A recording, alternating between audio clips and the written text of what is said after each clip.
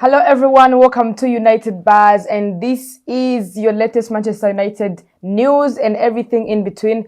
And Manchester United is really struggling to sign any new signings or secure any signings this summer. And also it is being said that Mason Mount is going to be the top guy, the top dude that is going to be Manchester United they are going to use in the midfield. And we're going to dive into that in a while. And before I even go further, let me remind you to subscribe and of course like if you find value in these conversations. And by the way, happy new Monday, happy new week, happy Monday. It was a fun weekend. We had to watch quarterfinals of the World Cup. It was a bliss to watch. Anyways, let's dive into today's show and let's begin with Mason Mount. Okay, we all know after Casemiro's departure, Manchester United is really struggling to secure any signings, and we know we are lacking in the midfield part because now with how many players? We only have 3 players in the World Cup right now. We have Rashford, we have Meno, and Lisandro Martinez. Obviously, Bruno is out, but let's talk about the midfield because midfield seems to be, it's not even that it seems, it is the issue at hand. Ugarte sustained an injury. We have Mason Mount, who is consistent in sustaining injuries. This guy has never had any luck with being healthy, being fit. This guy struggles a lot because he catches injuries like fire bullets. All right. Now, they're saying, okay, Mason Mount is going to be the main guy, the main character.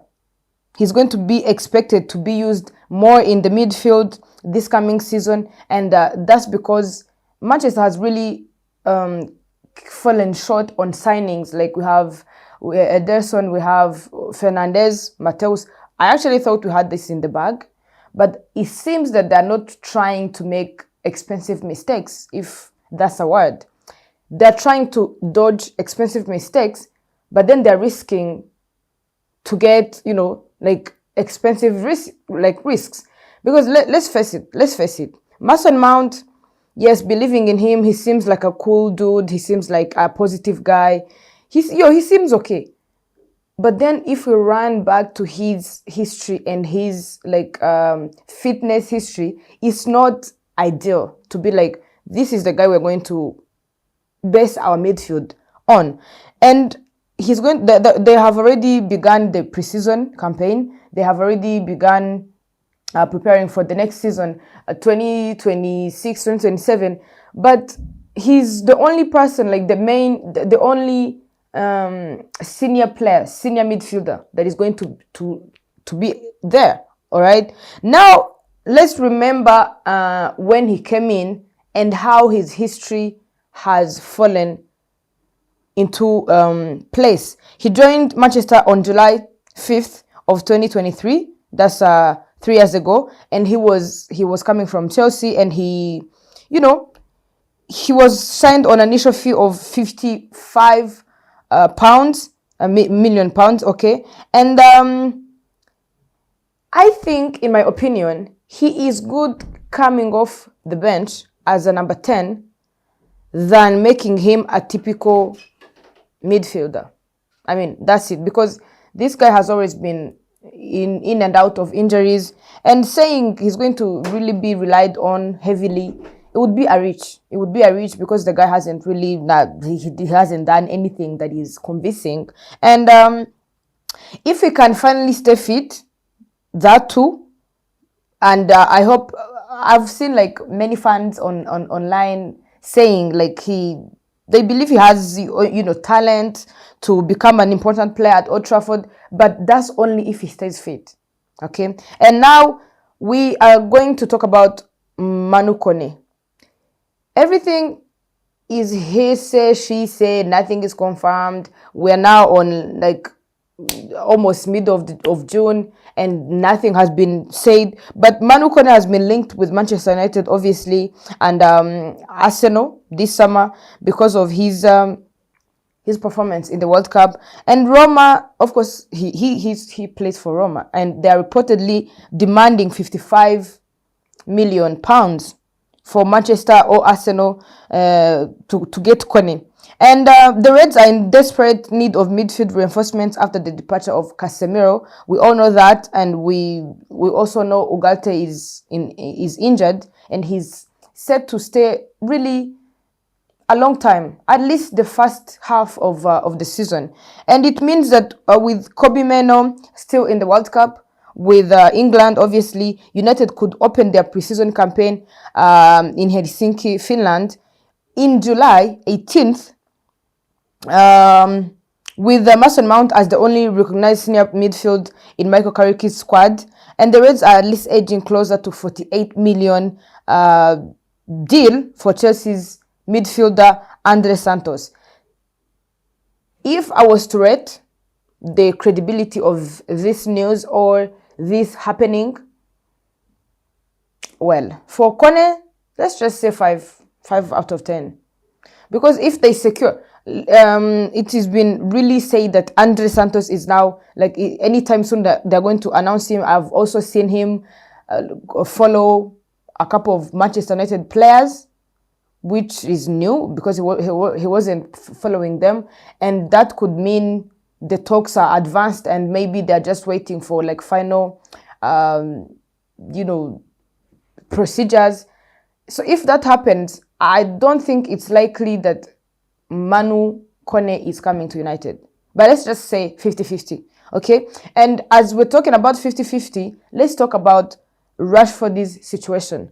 Because Marcus Rashford, I've seen multiple emotions and feelings of fans saying, yeah, you can come after the World Cup, you can come and train with Manchester United, but we do not need you in our club. Let's talk about his reactions when he was actually thanking people who helped him, thanking everyone who was involved in his life, and he forgot to mention Manchester United. Did he forget, or did he intentionally not include Manchester United? So that left a sour taste in people's mouth, like in fans' mouth, and we know Manchester United fan base or English Premier League fan base is, yeah, they will give it to you. So I don't think when it comes to like fan base and Marcus Rashford, but obviously we know fan base, fans are not the only, like, they are not the decision makers, but I can tell you this much, that they play an important role in the decision making. Because if they do not want a player and they express it way beforehand, best believe they're going to give you a headache throughout the whole season. So Rashford is now obviously participating in England. He has 1 goal so far. And you can imagine, you can wonder, why is this guy, well, the first game he played, he performed well. It was all rainbows. Every single time he substituted, he really does put on a show. But then you wonder, why did Barcelona let him go? Why did he go to Spain on a loan and they didn't see that value, despite of his contribution to La Liga trophy? Now you wonder, like, is he going to come back just because he's an Englishman and Michael Carrick is now the manager? Is that enough for Marcus Rashford to come back? Now, resolving the future of this Rashford after Barcelona decided against triggering the option to make his loan permanent. As things stand right now, Rashford is expected to report back to Carrington for pre-season once England's World Cup campaign concludes. Hopefully, it doesn't conclude anytime soon, because they're playing Argentina next in the semis. And oh my God, as a Ronaldo fan, yeah, you understand where I stand, okay? Now, despite his impressive return of 14 goals and 14 assists in Barcelona, they decided to let him go. They decided against the signing of his permanent basis. Instead, they choose to spend heavily on securing Anthony Gordon. And we talked about this. We were like weighing between Marcus and Anthony. Who would you stay with? Obviously Marcus. But then, Barcelona said, not on our watch. Now Rashford is going to start pre-season with United, and then if there is a proposal on the table, Rashford, and United could consider it. This was said by a trusted source. Like I feel like this guy is trusted 95%. And that's Romano, Fabrizio. And a separate report from The Guardian suggested that United preference would be to ease their wage bill by offloading him. Again, United is not looking to spend much money, a large sum of money to get players. Again, it is being reported that they're actually dodging expensive mistakes, just like they used to do back in the days. But I have a question for you who is watching. How many people are top scorers in the World Cup? We have Messi.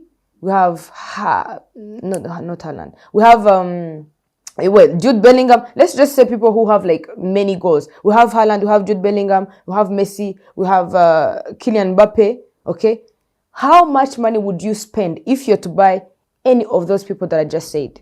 How much money would you want to spend? Of course, a big amount of money, right? But if you say, I'm not going to spend so much money on any of these players, what are you risking? You're risking, because let's face it, this is like history repeating itself. We qualify for UEFA Champions League. Nothing is being done, really, to reinforce the team. We finished third.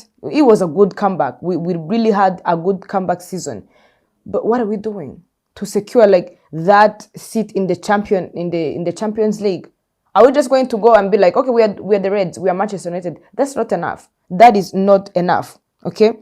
Now, as I just said, the preseason has officially begun, and we've seen Mate Delay. We all know he was injured. You know, he's been in an injury, but he has reportedly came back to Carrington. But obviously, he hasn't started with the rest of the team. He's just doing his personal trainings. He has his own agenda, and he came back from an injury, and he did not get a call up for Netherlands, okay, because he had to go under surgery.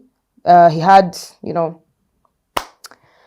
surgery. Obviously, he had to go under a knife. Is that a thing to say on here? I don't know. And he was yet to feature under Michael Carrick, but he seems determined to make up for lost time, because we all remember by the time he got injured, it was when Michael Carrick was a head coach, but an interim head coach.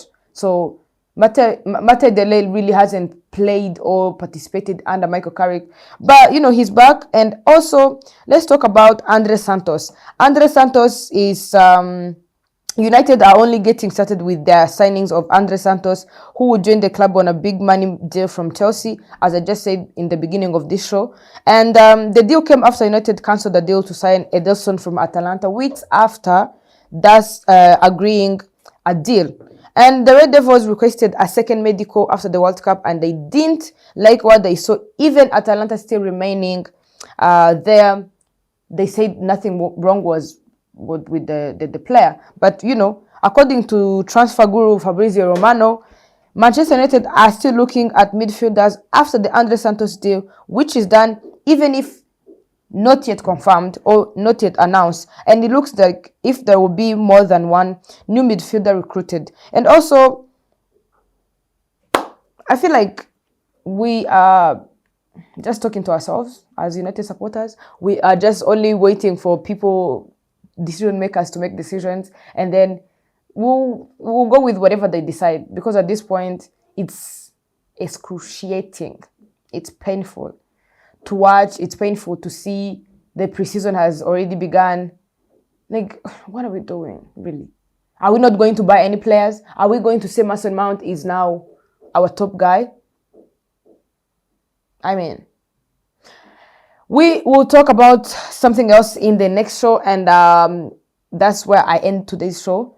I hope you enjoyed. And before I leave, obviously, I have to remind you to subscribe if you find value, to like, comment, all the stuff, and share with any Manchester United supporter. And also, you can give us, opinions. Yeah, keep it cute, though. Yeah, keep it cute. We are okay and free and open to criticism. if it's constructive. All right. Thank you so much. Have a good day.